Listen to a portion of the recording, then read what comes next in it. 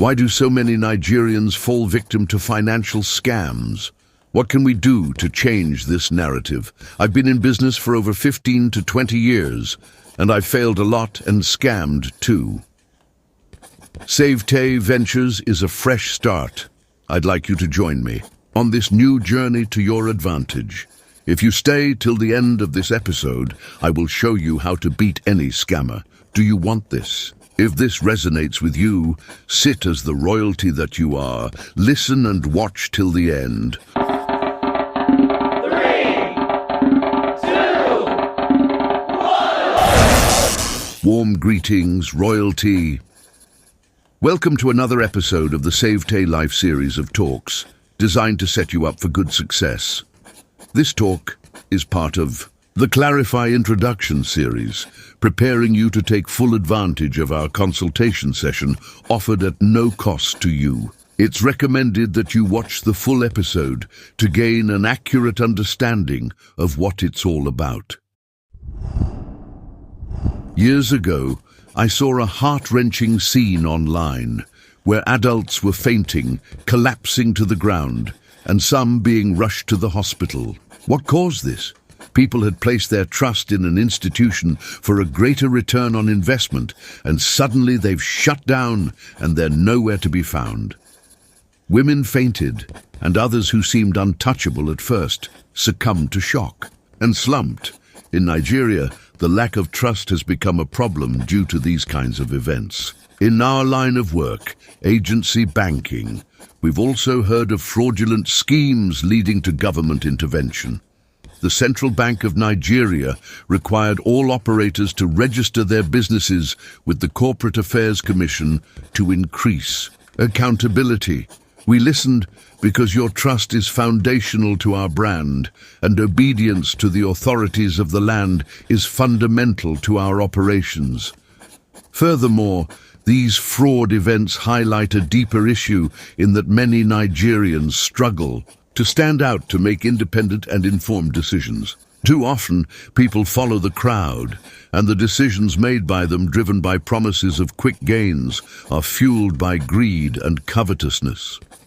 Critical thinking is crucial here, yet many fail to test opportunities incrementally, not knowing that poverty is sustained by assumptions. At SAVE-TEY Ventures, we believe in proving concepts little steps by little steps. This is why the Clarify session exists. It provides you with a structured and incremental approach for you to test us and our systems in place to help you build trust and foster a long-term relationship with us.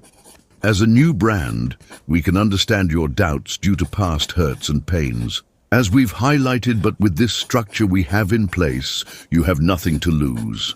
This approach also rubs off on our other services, which you can learn about through our website, with links in the description. Our mission at SAVE-TEY Ventures is not just about business, it's about changing narratives and creating a safer, more prosperous Nigerians and Nigeria itself. Scams are real, and I have experienced them. While there are advanced tactics with which to avoid being scammed, as promised at the beginning of this episode, I'll give you the basics with which to arm yourself. Since at the core of SAVE-TEY Ventures, we are an agency banking business, equipping you with these tools is worth it, and we hope it makes us earn your trust in return to do business with us. To help you beat scams, take the following steps. Firstly, understand that scams are based on emotional manipulation. Different means can be employed to make you think that everything is genuine until you get struck and you would have lost your money and even time.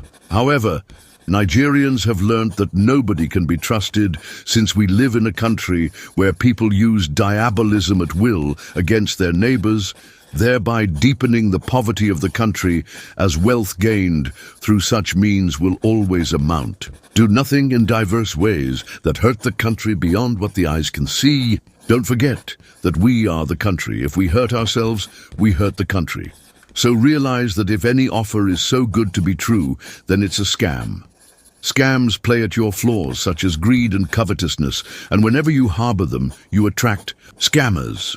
So you must keep your heart with all diligence and refuse feeding your mind with things that make you compare yourself to others in any way, thereby stirring up your emotions of greed and covetousness. Scams will offer you the world, but nail you on the cross at last. So think deeply.